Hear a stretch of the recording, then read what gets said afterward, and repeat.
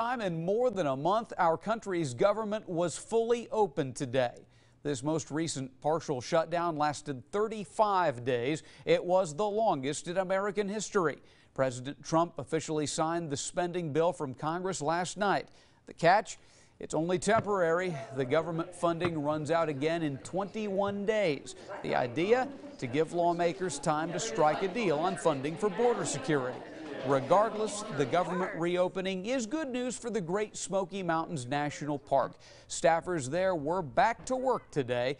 New tonight at 6 on your sides, Elizabeth Kubel headed out to the Smokies today. She's giving us a closer look at what this reopening means if you want to hit the mountains.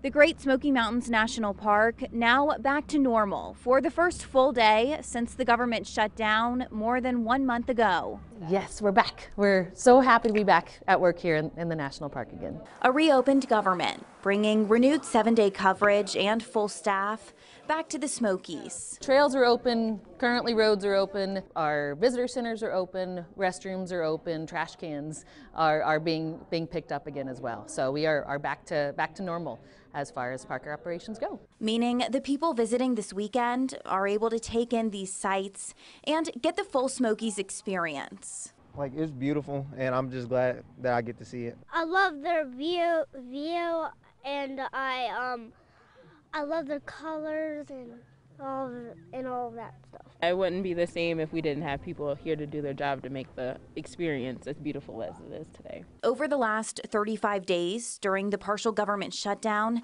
the park's nonprofit partners temporarily funded some services there. And volunteers stepped up to help keep the park clean. The outpouring of support from the community has really been great for this last month for us. Also thankful, the park goers we spoke to, that a resolution, even if it's temporary, is here. We're extremely happy for the families and just, you know, they deserve this. You know what I'm saying? That the families that come here, you know, on vacation deserve to have clean restrooms and that kind of thing. Reporting in the Smokies, Elizabeth Kubel, WATE, 6 on your side. Well, moving forward, a lawmaker from East Tennessee is going to have a big say in whether there's a long-term budget and border deal. Congressman Chuck Fleischman is one of 4 House Republicans on the Border Security Conference Committee. It's made up of lawmakers from both parties. That committee's job to work out differences between the House and the Senate. Congressman Fleischman says the president's border wall will have to be a part of any deal. We realize that in some areas there are natural borders. There might be a river, there might be a cliff where a wall wouldn't work, but wherever walls can work, they do work. So we want to come up with an agreement that encompasses all of that and move away from the logjam that we've seen for over 30 days. And to keep the government open, he says lawmakers could reach a different figure for funding the wall than the $5.7 billion the president wants.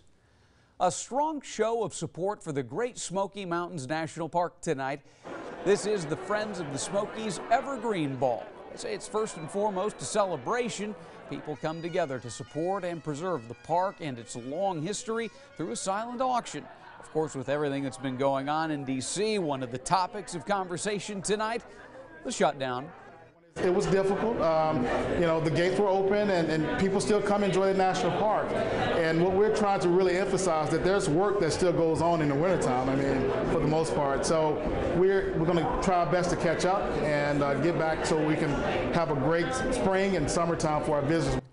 Since this is only a temporary measure to reopen the government, we asked Senator Marsha Blackburn what she hopes happens over the next few weeks. I hope that there is a resolution. That is what we would all like to see, is individuals come to the table, negotiate this. As I've said time and again, let's sit down, let's talk this through, and let's make certain that we meet the needs of taxpayers in this country. Again, lawmakers have 21 days to come to a compromise.